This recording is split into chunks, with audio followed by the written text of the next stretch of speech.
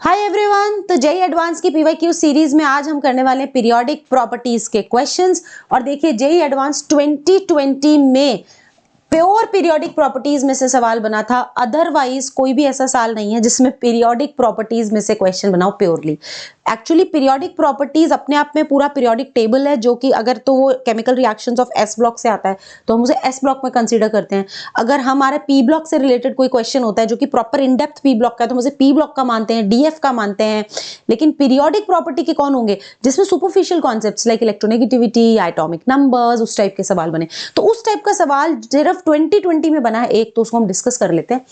The first, second and third ionisation enthalpies I1, I2, I3 of 4 atoms with atomic number n, n+1, n+2, n+3 where n is smaller than 10 is tabulated below. What is the value of n? ये pure periodic property का सवाल है। जरा इनके ionization energies पर गौर करो।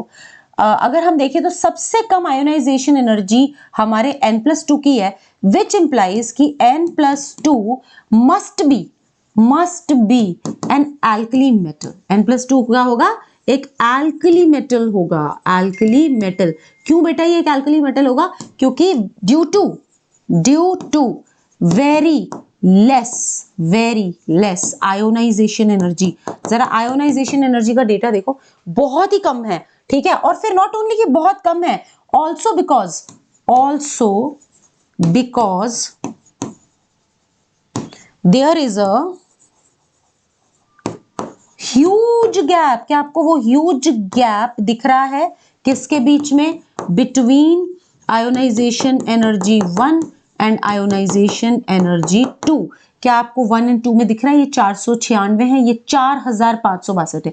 तो there is a huge gap between the two which implies कि भैया एक इलेक्ट्रॉन बैलेंस रहा होगा, सस्ते में दिया होगा, फिर बन गई होगी ये नोबल गैस, तो फिर तो भाई बहुत महंगा है निकालना। तो ये कंफर्म है आपका n+2 एक एल्कली मेटल है।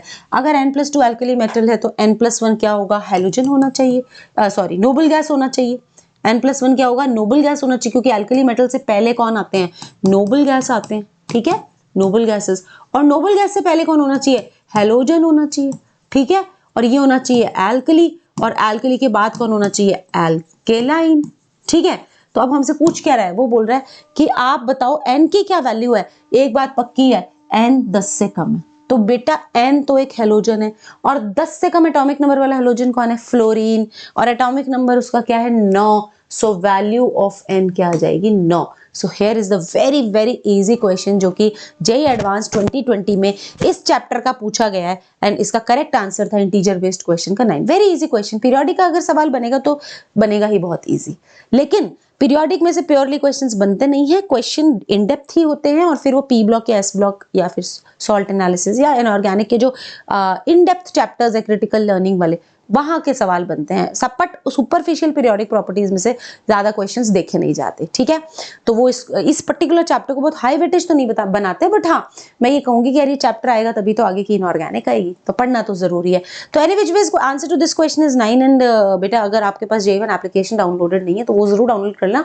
उसमें बहुत सारे फ्री रिसोर्सेज है, बहुत कुछ है जो आपके प्रिपरेशन में बहुत मदद करेगा।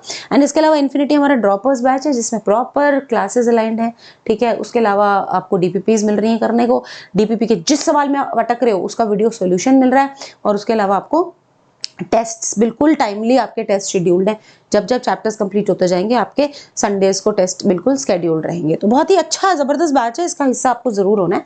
साथ में ही अगर आप 2027 एस्पिरेंट हो तो आप एनर्जी बैच का हिस्सा हो सकते हो, एंड 2026 एस्पिरेंट हो मतलब 12वीं में हो, 12th में हो, और साथ ही में जेई की प्रिपरेशन कर रहे हो, तो आपको सब कुछ इस प्रोडिजी बैच में मिलेगा। आपका पूरा सिलेबस का कवरेज होगा।